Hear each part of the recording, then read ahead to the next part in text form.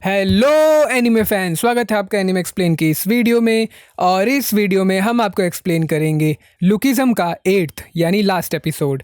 तो एपिसोड के स्टार्टिंग में हम देखते हैं कि स्कूल में फेस्टिवल की तैयारी चल रही होती है और तभी वहाँ वही लेडी अपने कार में बैठकर आती है, जिसे देखकर सभी हैरान रह जाते हैं और बात करने लगते हैं, ये कितनी सुंदर है, आखिर ये है कौन। और दूसरे सीन में हम देखते हैं कि फेस्टिवल के अंदर हानल और बीजिंग अपने डिज़ाइन किए हुए कपड़ों को बेच रही होती है और वहाँ दो लड़कियाँ कपड़े सेलेक्ट करने के लिए आती हैं और एक पूछती है ये मुझ पर कैसी लग रही है, जिस पर दूसरी वाली बोलती है तुम पर ये कलर सूट कर रहा है। तभी वहाँ हानल और बीजिंग आती है और उसके सर पर एक हैट रखकर बोलती है ये हैट अच्छी है ना, तुमने जो आउटफिट लिया है उस पर ये मैच करेगी। और ये सुनकर वो अपने दोस्त से पूछती है कैसी लग रही है, जिस पर उसकी दोस्त बोलती है मैंने कहा ना ये कलर तुम पर सूट कर रहा है। और दूसरी तरफ हम देखते हैं कि जो अपने गले में बिलबोर्ड लगाकर खड़ा होता है और जिनसंग बॉक्सिंग कर रहा होता है और उसका अपोनेंट एक के बाद एक उस पर कई सारे पंच मारता है, मगर जिनसंग सारे पंच को आराम से डॉज कर लेता है। और तभी वहां पर वही लेडी आती है और वहां जिनसंग का दोस्त जो से बोलता है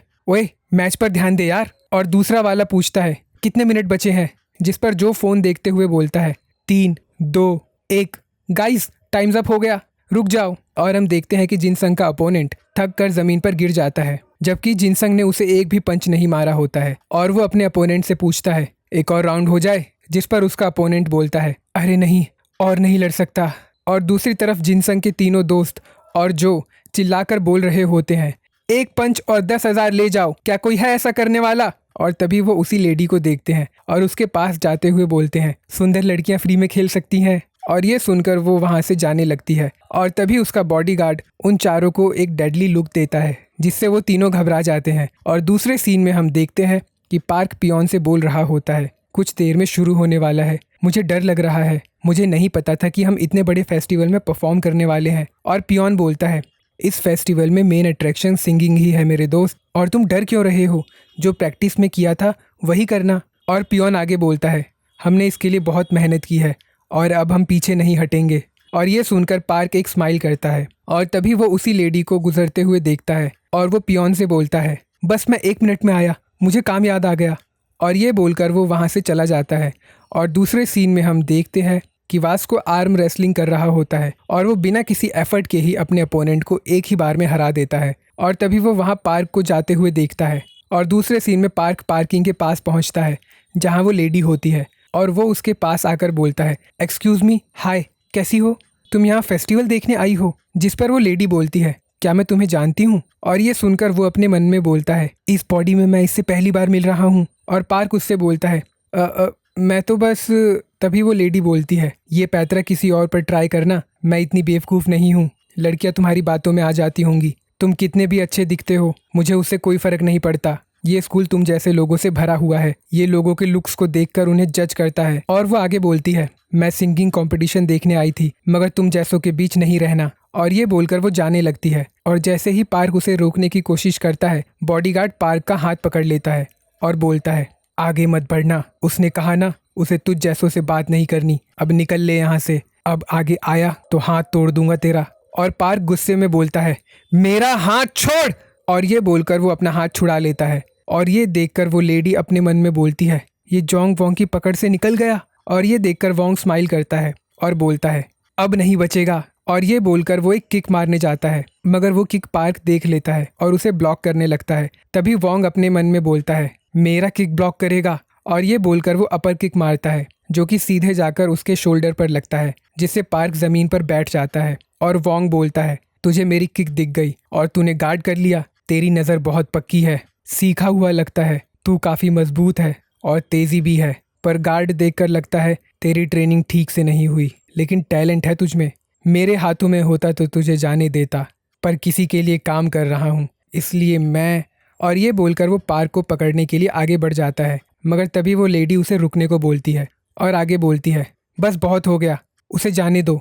और वोंग बोलता है मुझे कहा गया था कि कोई भी आपकी मर्ज़ी के बिना आपके पास नहीं भटकना चाहिए, और जो बिना आपकी मर्ज़ी के आपको छूने की कोशिश करे उसे इतना मारना कि चल भी ना पाए, ऑर्डर तो मानना पड़ेगा, आई एम सॉरी। और जैसे ही वो पार्क के पास बढ़ता है तभी वहाँ वास्को आ जाता है और उससे बोलता है ओए चश्मिश, उसे छुआ कैसे बे। और वो उससे पूछता है क्या तू इसका दोस्त है। जिस पर वास्को बोलता है, हाँ मैं उसका दोस्त हूँ। और वो आगे बोलता है, दोबारा इसे छूने की कोशिश भी मत करना वरना खून के आंसू रोएगा। और ये सुनकर वो हंसते हुए बोलता है, मुझे रुलाएगा, मजाक अच्छा है मगर मुझे पसंद नहीं आया। और ये बोलकर वो वास्को को एक बहुत ही फास्ट पंच मारता है जो सीधे जाकर वास्को के चेहरे पर लगता है, जिससे उसके नाक से खून निकलने लगता है। मगर वास्को खड़ा का खड़ा रहता है और वास्को उससे बोलता है, चश्मेश अपना चश्मा उतार। और ये देखकर वोंग हैरान रह जाता है और वो आगे बोलता है, इसे कुछ नहीं हुआ, ये तो कमाल का है। और वो अपना चश्मा उतार कर बोलता है, एक बात तो है, ये स्कूल कमाल का है। और वो लेडी वोंग को लड़ने से मना करती है और वास्को उससे बोलता है, चल लड़ मुझसे। और यहाँ हम देखते हैं कि पार्क भी खड़ा हो जाता है और उसे देखकर वोंग अपने मन में बोलता है, ये इतनी जल्दी कैसे खड़ा हो गया। और वो उन दोनों की तरफ बढ़ते हुए बोलता है, तुम दोनों साथ में भी मुझे नहीं रोक पाओगे। और जैसे ही वो उन दोनों के पास बढ़ रहा होता है तभी वो लेडी उसका हाथ पकड़कर रोकते हुए बोलती है, क्या मैं बताऊं कि तुम बिना मतलब के लड़ाई कर रहे थे। और वो आगे बोलती है, सुनो तुम्हें जिस काम के लिए रखा गया है वही करो। और ये सुनकर वोंग बोलता है, मेरा ध्यान भटक गया था, काफ़ी समय से लड़ाई नहीं की। और वो वास्को से बोलता है, अपने दोस्त को बोलो शांत हो जाए। और वो जाते हुए बोलता है, वैसे भी आज मेरा एग्ज़ाम है। और ये सुनकर पार्क हैरानी से बोलता है, ये भी एक स्टूडेंट है। और वहाँ से जाते हुए वो लेडी पार्क से बोलती है, सुनो आज जो भी हुआ उसके लिए मुझे माफ़ करना। और उसके जाने के बाद हम देखते हैं कि वास्को एकदम से ज़मीन पर गिर जाता है और वो पार्क से पूछता है, कौन था वो चश्मिश। जिस पर पार्क बोलता है, मैं नहीं जानता। और वास्को बोलता है, हमारे बीच फिर से झगड़ा हुआ तो चलेगा मगर मैं उस चश्मिश को नहीं हरा पाऊंगा। और वो आगे बोलता है, मैं बहुत कमज़ोर हूँ। और दूसरे सीन में हम देखते हैं कि वो दोनों एक बेंच पर बैठे होते हैं और वास्को पार्क को ड्रिंक देता है। और ये देखकर पार्क पूछता है, मेरे लिए लाई हो। और वो लेते हुए बोलता है, थैंक यू, ये मेरा फेवरेट है। और वास्को बोलता है, अब हमारा झगड़ा हुआ तो मैं ही जीतूंगा। और ये सुनकर पार्क हंसते हुए बोलता है, हाँ तुम ही जीतोगे। और वहाँ कॉन्सर्ट शुरू हो जाता है जिसे सुनकर पार्क बोलता है, अब मुझे जाना चाहिए। और ये बोलकर वो कॉन्सर्ट में आता है और वहाँ कॉन्सर्ट में हम देखते हैं कि गिटार परफॉर्मेंस चल रही होती है। और परफॉर्मेंस करने वाले को देखकर ओनर बोलता है, क्या बात है, मक्खन की तरह उंगलियां चल रही है।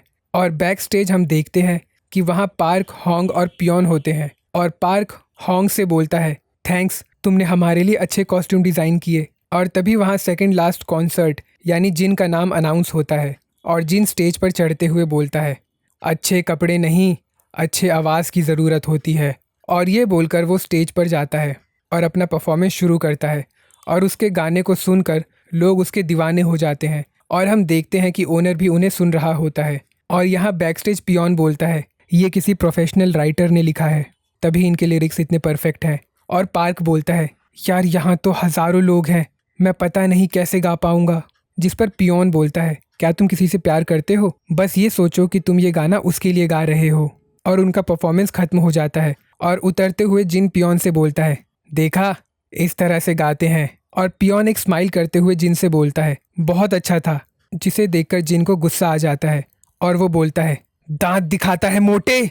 और ये बोलकर वो उसे एक तेज़ी से पंच मारता है जिससे पियोन ज़मीन पर गिर जाता है।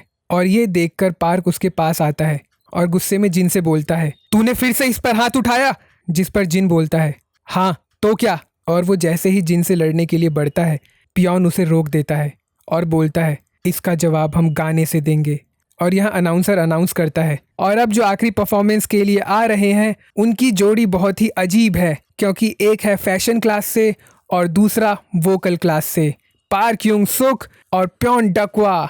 और वो दोनों स्टेज पर आते हैं और उन्हें देखकर सभी चेयर करने लगते हैं। और ओनर पार्क को देखकर बोलता है, लड़का दिखने में हीरो जैसा है। और वो आगे बोलता है, लुक से कुछ नहीं होता, दुनिया में अगर पहचान बनानी है तो शक्ल के साथ साथ टैलेंट भी होना चाहिए। और अनाउंसर बोलता है, वाह, जितना ज़्यादा सुना था तुम उससे कहीं ज़्यादा हैंडसम हो, तुमने परफॉर्म करने का कैसे सोचा।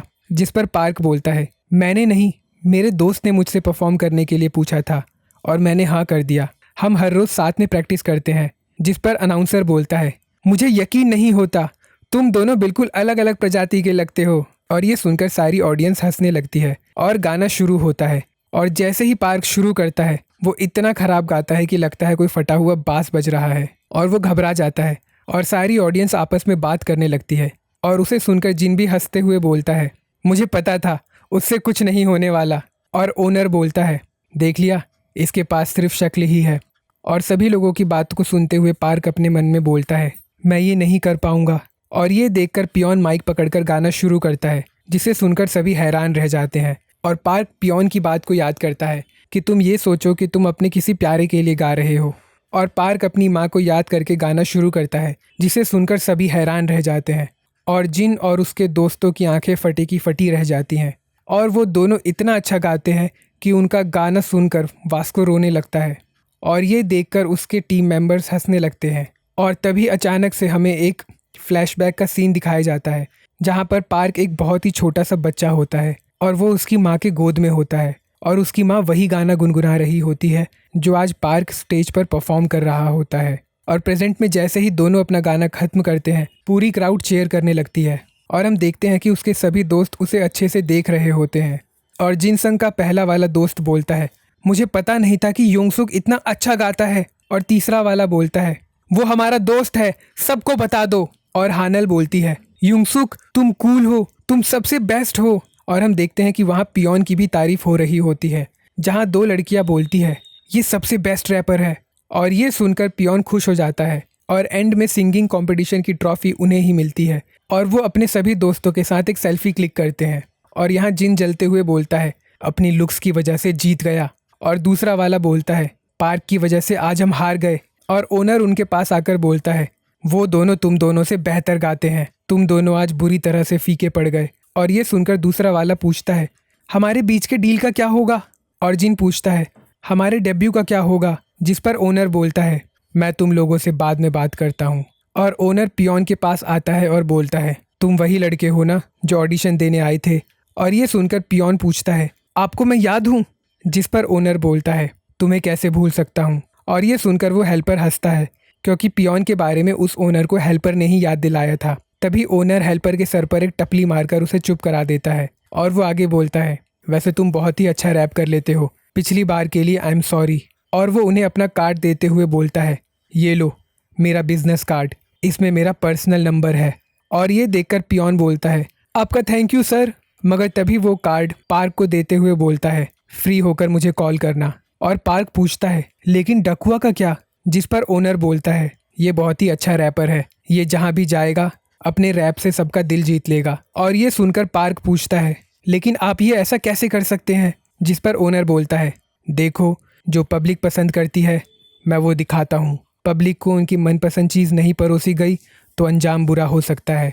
और वो आगे बोलता है, वो सब छोड़ो, अपना पहला कॉन्ट्रैक्ट हमारे साथ साइन करो और एडवांस में तुम्हें बहुत बड़ी रकम मिलेगी। और ये सुनकर उसके दोस्त हैरान रह जाते हैं। और पार्क बोलता है, मैं ये ऑफ़र ठुकराता हूँ।